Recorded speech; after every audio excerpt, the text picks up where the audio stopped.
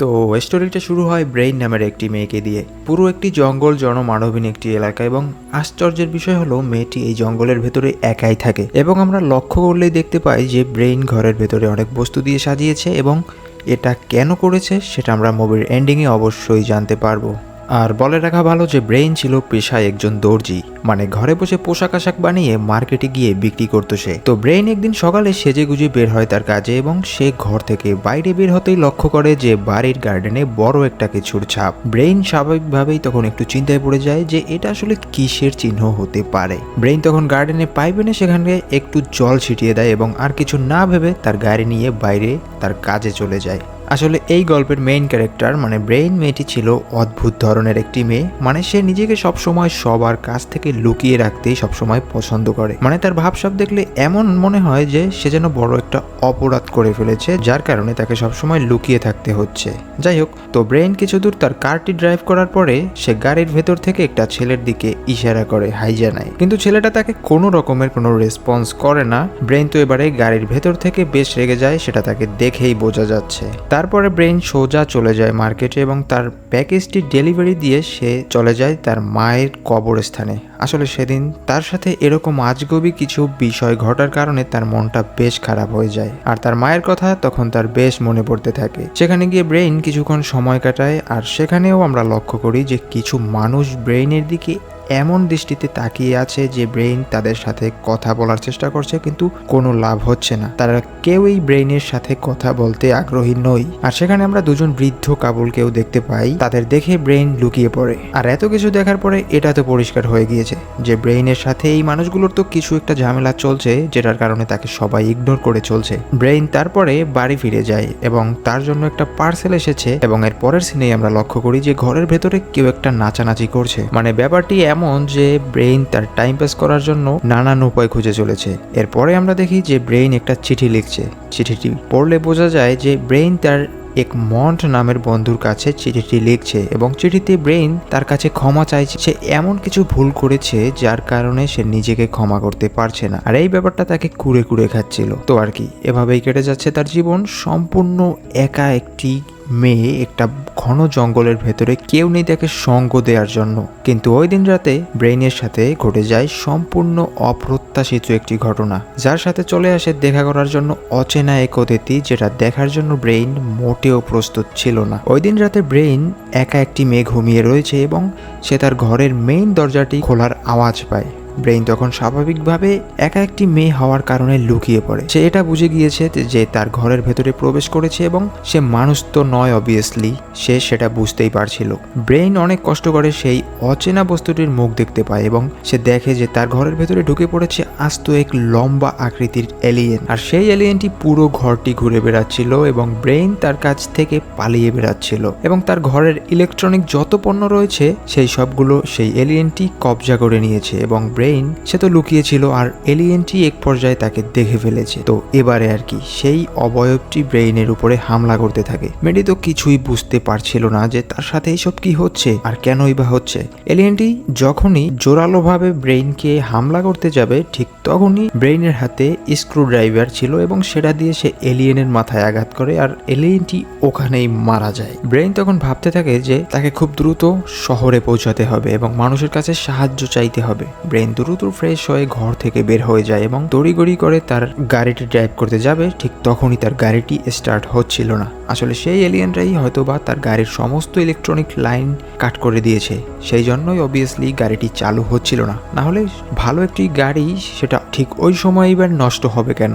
Brain তখন একটি cycle নিয়ে শহরের দিকে রওনা দেয়, আর মাঝ পথে সে দেখে যে শহরের সব মানুষগুলো উধাও, আর গত রাতে চারদিকে বেশ ভাঙচুর হয়েছে। ব্রেইন তখন সাহায্যের জন্য পুলিশ স্টেশনে চলে যায়, এবং সেখানে গিয়ে সে দেখতে পায় যে সেই মেয়েটির মা, যার কথা আমি গল্পের প্রথমেই বলেছিলাম, মানে মন্ট নামের সেই মেয়েটির মা, আর সেখানে পুলিশ চিপ রয়েছে। কিন্তু সেখানে একটি কাহিনী তার সাথে ঘটে যায় যে মন্টের মা তার উপরে থুতু নিক্ষেপ করে। ব্রেইন সেখানে গিয়েছিল পুলিশের কাছে সাহায্য চাইতে, কিন্তু তার সাথে এমন একটি কাণ্ড হওয়ার কারণে সেখান থেকে সে বাইরে বের হয়ে যায়। আর এর থেকে পরিষ্কার হয়ে যায় যে ব্রেইনের সাথে এই এলাকার মানুষের সাথে কিছু একটা তো হয়েছে, যার কারণে সবাই তাকে ঘৃণা করছে। ব্রেইন তখন ভাবে যে তার ওই জায়গায় থাকা ঠিক হবে না। সে দ্রুত শহর থেকে পালিয়ে যাওয়ার জন্য চেষ্টা করে এবং সে একটি বাসে উঠে পড়ে, কিন্তু চলতি পথে আচমকা বাসের ভেতরে থাকা মানুষগুলো ব্রেইনের উপরে আক্রমণ করতে শুরু করে। অবাক করার বিষয় হলো ব্রেইন সেই লোকগুলোকে আগে থেকেই চিনত। ব্রেইন তখন ভাবে যে এই মানুষগুলো তাকে হামলা করছে কেন।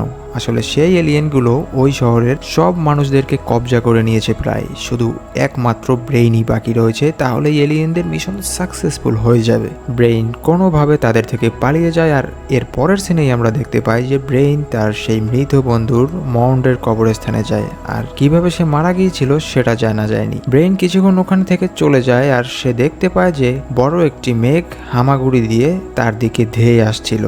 আসলে ওইগুলো মেঘের মতো দেখতে হলেও মেঘ ছিল না, ওগুলো ছিল এলিয়েনদের বড় এক স্পেসশিপ। ব্রেইন এটাতেও বুঝে গিয়েছিল যে সে এই এলিয়েনগুলো তাকে মোটেও ছাড় দেবে না, কারণ তাদের দলের একজনকে সে হত্যা করে ফেলেছে অলরেডি। সে এবারে কোথায় পালাবে? তার প্রতিবেশীরা সবাই এলিয়েনদের কবজায় চলে গিয়েছে, তারা সবাই উপরের দিকে হাত বাড়িয়ে পশুর মতো আওয়াজ করছে। মেয়েটি এক দৌড়ে তার বাড়ির দিকে রওনা দেয় এবং ব্রেইন দেখতে পায় যে তার বাড়ির ঠিক ওপরেও একটি এলিয়েনদের স্পেসশিপ রয়েছে, মানে দাঁড়িয়ে আছে। ব্রেইন তার তো এবারে কোথাও যাওয়ার জায়গা নেই, সে ঘরের ভেতরে ঢুকে দরজা জানালা বন্ধ করে দিয়ে ভেতরে ঘাপটি মেরে বসে থাকে। তখনই ব্রেইন লক্ষ্য করে যে ঘরের বাইরে থেকে একটি ব্লু লাইট এসে তার ঘরের ভেতরে থাকা এলিয়েনদের মৃতদেহটি বাইরে উড়ে নিয়ে যাচ্ছে। মানে এলিয়েন যে মৃতদেহটা ছিল এলিয়েনের, মানে ব্রেইন যেটাকে হত্যা করেছে সেটা উড়িয়ে বাকি এলিয়েনরা বাইরে নিয়ে যাচ্ছিল।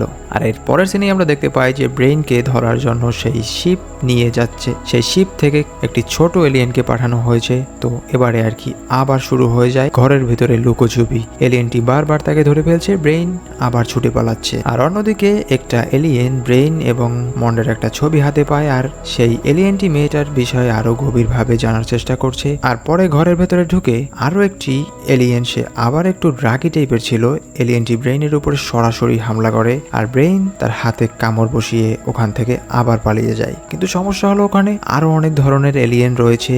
এই তো ব্রেইন লক্ষ্য করে যে তার বাড়ির উপরে লম্বা একটি এলিয়েন দাঁড়িয়ে রয়েছে। এইবার এই লম্বা আকৃতির এলিয়েনটি ব্রেইনকে ধাওয়া করতে থাকে ধরে নিয়ে যাওয়ার জন্য।